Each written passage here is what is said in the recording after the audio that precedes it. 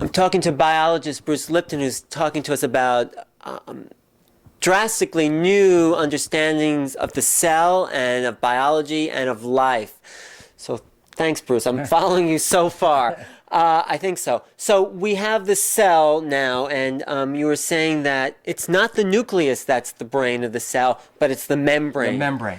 Okay, so what's the implications of that? What changes? How do we understand life differently because of that? Okay.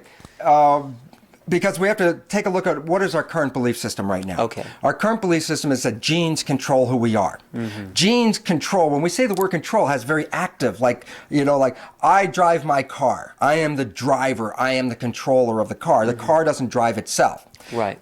That's like the gene. Okay, the genes have been presumed to be the driver. Mm-hmm, mm-hmm. But the genes are not the driver. The genes are available programs, okay? And they can't select themselves. This is a very important point about biochemistry. The biochemistry of DNA reveals that it is not, and I use this term and I'll explain it, self-emergent. DNA is not self-emergent. What that means biochemically is DNA as a chemical cannot turn itself on and turn itself off. In other words, a gene can't say, okay, it's time for me to activate something and create something. A control device has to be self-emergent, has to be able to control itself. Genes are not self-controlled. They are controlled by signals from the environment. But what makes someone age? Is it a kind of control? It's still outside somehow, but their aging is a kind of internal mechanism, or is it not? We don't know. Well, what would you guess as a theory? My guess right now is that there might be a genetic contribution toward aging, but the more important level of aging right now is our belief system. I see. That if we believe we will get older, we should get older. That if we're not getting older and everyone around us is getting old, then we don't really fit in that environment. In that case, then we have a problem. So our belief system, we conform to belief systems. Okay. So why this becomes important is because this is the next level. It says, where are the genes controlled? What's controlling them? Well, it turns out the cell membrane is like my skin. Right. Okay. And my skin has receptors on it. So I'll give you an example. I have eyes, see light. Nose, I smell. Right. Ears, I hear with. Tongue, I taste with. Fingers, I touch with. So what am I doing? I'm reading my environment through receptors. Right. The receptors pick up the information, take it to my nervous system, and my nervous system responds. So if I touch something hot with my fingers, and it says hot, its signal goes up to my brain. My brain then comes back and creates a behavior, move my hand. In biology, where's the equivalent of that behavior and control? The skin of the cell is like my skin. It has receptors on it, but not like eyes like we have, but molecular receptors, antennas that read the environment. And as a signal hits the receptor, like light hits the eye, the receptor on the cell changes in response to the signal and sends a signal to the cell to respond to the stimulus. I see. So in responding to the stimulus, the cell will organize its biology, its physiology to move forwards or backwards or do something like that, right? But here's an interesting point. What if signals come from the environment that it requires me to have a behavior, but I don't have the proteins in my cell to carry out that behavior? You don't have the genetic understanding. No, I have the genetic understanding, but I don't have the real proteins. Remember, the proteins are carrying out the events. Well, what kind of behavior would you have to do that you wouldn't have the protein for? At that time, let's say that I get a signal to go from a regular cell to a muscle cell. Okay. Okay? Well, I'm a regular cell. I have breathing and digestion and excretion. I'm doing a life. But all of a sudden a signal comes in and says, wait, we want you to become a muscle cell. Well, to become a muscle cell, I have to change some of my programs. Okay. So the signal from the environment hits the membrane, and the membrane relays the signal to the nucleus, and the nucleus has programs, and then the signal picks a program out of the nucleus. So all of a sudden it says, the nucleus is a database with all the programs to make a human. Every cell in your body with a nucleus has actually 2 complete human program sets. One derived from your mother, one derived from your father. So now, any cell then that has a nucleus has the potential to become anything in a human, including the whole human. Right, okay. Okay, so it says, but if I'm a liver cell, should I worry about muscle function? The answer is no. So then, wait, I have programs for liver and I have programs for muscle. So if I'm a liver cell, I only select the programs for liver. So Okay. it's a hologram. It contains the whole, but it has its own individual here, function. let's cut to the chase and let's Okay. get right to the end. Yeah. What the research reveals is simply this. The cell membrane, by its molecular architecture, and I say this, I really want to emphasize Yeah, I want to this, understand it. that the cell membrane, by its molecular architecture, has this definition. The definition of the cell membrane, something that I saw back in 1985, which changed my whole life, was here's the biochemical definition as I wrote in 1985. The cell membrane is a liquid crystal semiconductor with gates and channels powered by its own power source, its own battery. So basically, this definition, when I heard in 1985, it said, well, liquid crystal semiconductor gates and channels is not really a biological terminology, but I knew I was familiar with it. I heard it. When I tracked down where I heard it, it was a definition that was provided for explaining a computer chip. The same definition for the computer chip and the membrane, they share a definition. Well, the first moment was like, is that an accident? Is that a coincidence? The answer was no. By going back over the molecular architecture of the membrane and understanding how it works, it is a computer chip. It's an organic computer chip. It's a carbon-based computer chip, not a silicon-based computer chip. And the significance is it's an information processor, just like your skin. Your skin picks up environmental signals and converts it into biological information. So this gets to the really important point. Who wrote that computer chip? Okay, well, it's Right. like, okay, who programs the Exactly. computer chip? Who programmed this? Okay, and the carbon- answer is this. Go to your own computer. If you have programs in your computer, you have a disk. It's the equivalent of a nucleus. But when you want to activate a program, how do you call up the program? The answer is you type data on the keyboard. Entering data pulls out a program out of your computer. In biology, the surface of the cell, the membrane, the receptors are like keys that extend from the cell membrane. There are keys for estrogen, keys for testosterone, keys for histamine, keys for endorphins, keys for glucose. That intersect with the environment? Well, yeah, because the keyboard is facing the environment. Right. So whatever's on the outside, if it pushes the button, the cell says, oh, glucose is outside because glucose hits the key for glucose. Right. Well, if the cell wants glucose, when the signal is picked up, the cell will pull the glucose in. A receptor site will respond. If to a toxin hits a toxin receptor, the cell will say, oh my goodness, toxin, it will move the opposite direction to go away from it. But what if there's an external thing that the cell has not seen yet? What It will happens? create new receptors. It sounds like a mystery, except Yeah. for the fact that's what the immune system does. What does the immune system have? The immune systems are cells that go through my body, and if anything new comes into my body that was never there before, it creates a protein called an antibody. The antibody and the antigen, the foreign substance that stimulated the production of the antibody, well, the antigen and the antibody that's produced perfectly fit like a lock and a key. So that the antibody, it becomes a protein recognizing element to recognize if that antigen ever shows up, because if it does, it will fit and plug into that protein. So the point is, an antibody is the equivalent of a receptor.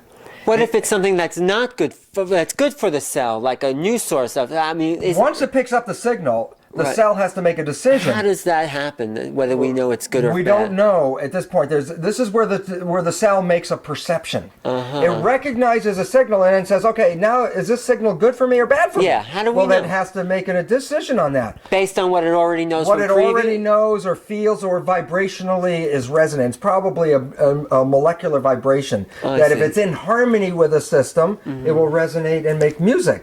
Right. If the object has a dissonant vibration that is not in harmony with the system, it'll screw up the music and make noise. Well, that gets into the understanding that there's two types of impulse into the cells, the chemical or the electromagnetic. Absolutely. So explain that. The antennas, Yes. the receptors, the keyboard on the surface of the cell that sees things, Yes. sees things because it has a resonance with the object it sees. Right. I'll give you an example. Ella Fitzgerald sings a certain note.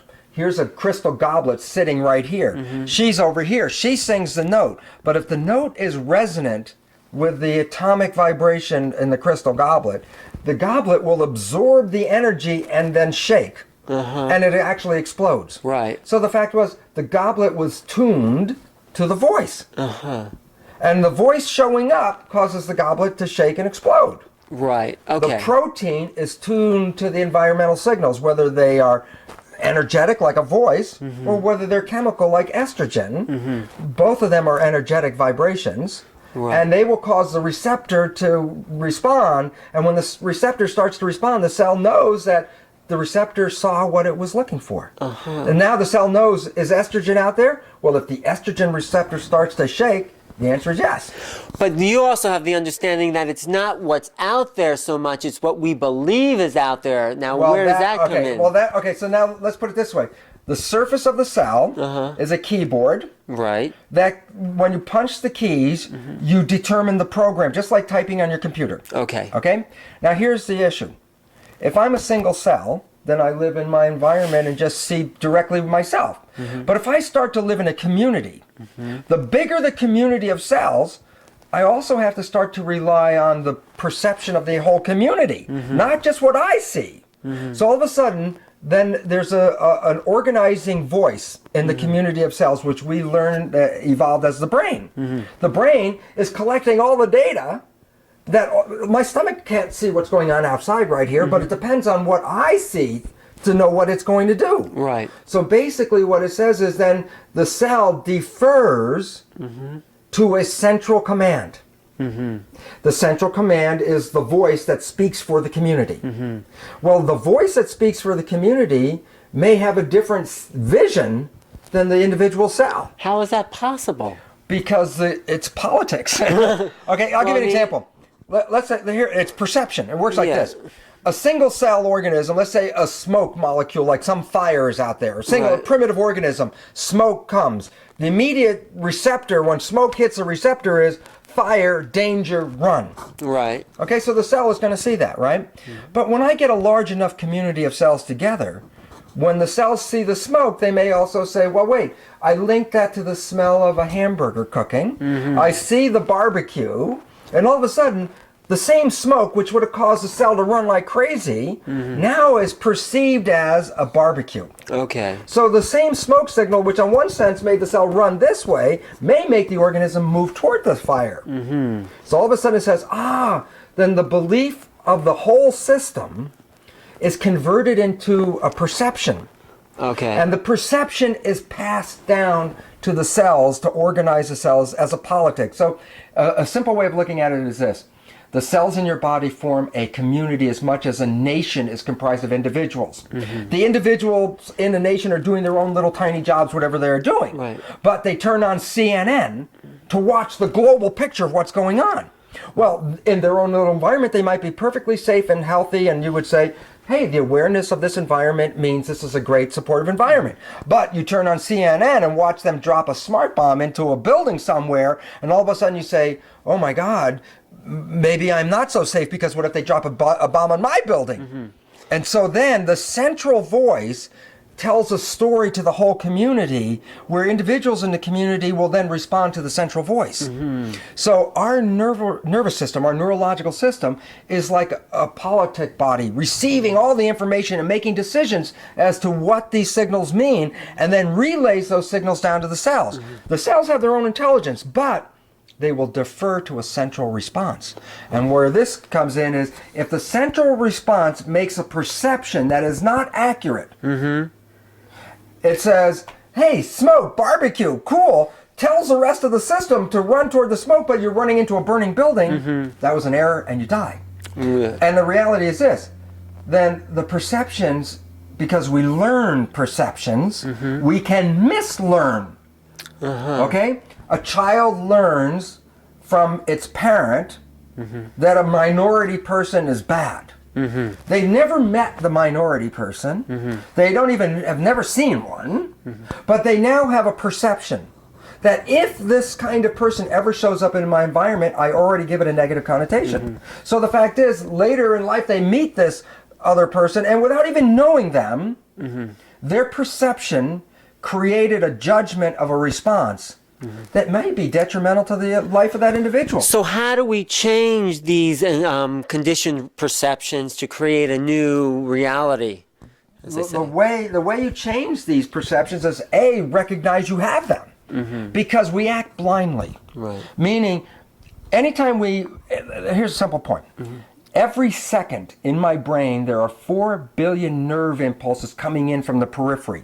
Okay? Like my skin. It's bringing information all over. Okay?